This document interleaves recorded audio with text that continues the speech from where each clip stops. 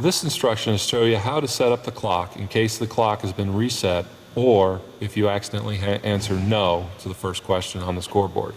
So you go ahead and turn on the controller. It'll ask if you want it to start where you left off.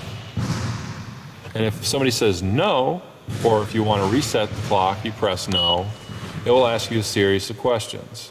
First, it will ask you your model number. The model number is located right on the label. It's 134. Once the model number is in, it will tell you basketball.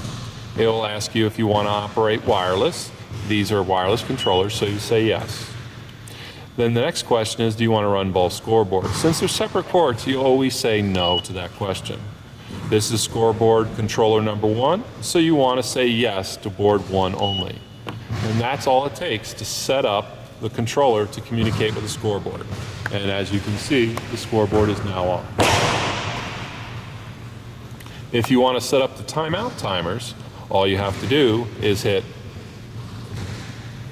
set timeout timer and the number 1, and then for a 1-minute timeout you do 0, 1, 0, 0, press yes. And do you want to use the timeout warning? You say yes, and the warning happens at 15 seconds before the timeout runs out. Do you want to display the timeout on the scoreboard? I always say yes because it drives the fans crazy and it's a fun little thing to play with them. And now the timeout timer is set for a 1-minute timeout.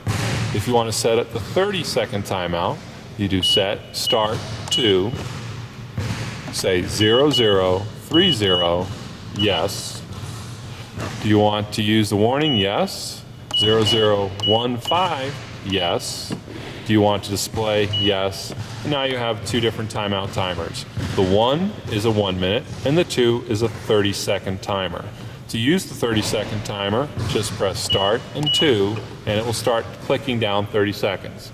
It will also show it up on the scoreboard. You'll have a lot of fans that will start yelling saying the clock is still running. Just tell them it's the timeout timer and you'll be fine. If you want to clear the timeout timer, that is the 15-second warning. That's telling the teams to return back to the bench, back to the court. If you want to clear the timer, just press the clear button and it will get ready for the start of the game.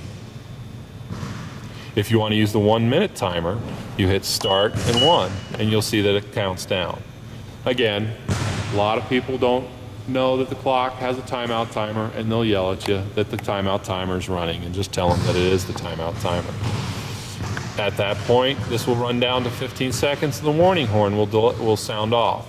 If you want to go ahead and start the game early or earlier than the 1-minute timer, press clear and then clear again. The first clear will send it to 15 seconds. The second clear will get the clock ready for the start of the game.